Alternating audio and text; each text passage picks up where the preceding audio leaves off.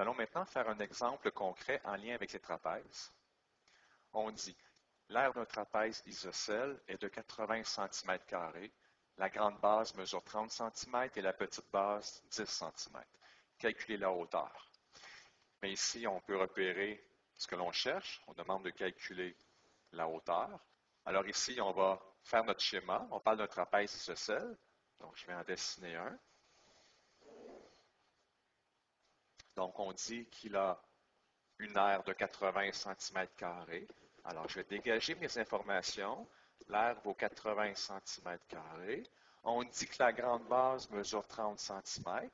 Donc, ici, la grande base mesure 30 cm. Et la petite base, petit b, mesure 10 cm. On demande de calculer la hauteur du trapèze. Maintenant qu'on a dégagé les informations, on a repéré ce qu'on cherche et que le schéma est fait, on va pouvoir choisir la formule.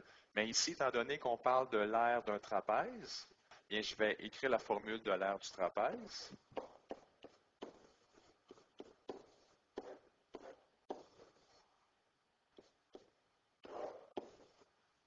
Alors, je vais remplacer les variables par leur valeur. On sait que l'aire vaut 80.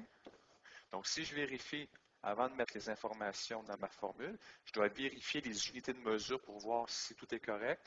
Ici, on a des centimètres carrés, des centimètres et des centimètres. Bien, tout est beau. Alors, je vais pouvoir, comme tout est compatible, je vais pouvoir mettre ça dans ma formule. Alors, c'est très important de vérifier au départ pour voir si j'ai des transformations à faire. Donc, la grande base mesure 30, la petite 10. On multiplie par la hauteur que l'on cherche et on divise le tout par 2. Il ne nous reste qu'à faire les calculs.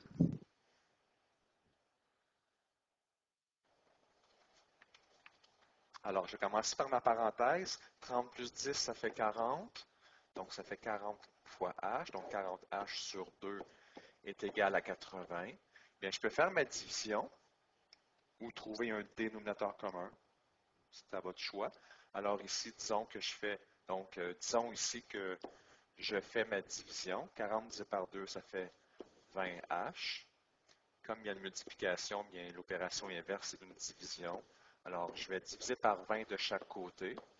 Et ma hauteur me donne 4. Mais ici, je dois indiquer les unités de mesure. Donc, la hauteur ici va être en centimètres, car toutes les autres informations, comme ici la base est en centimètres, alors la hauteur va également être en centimètres.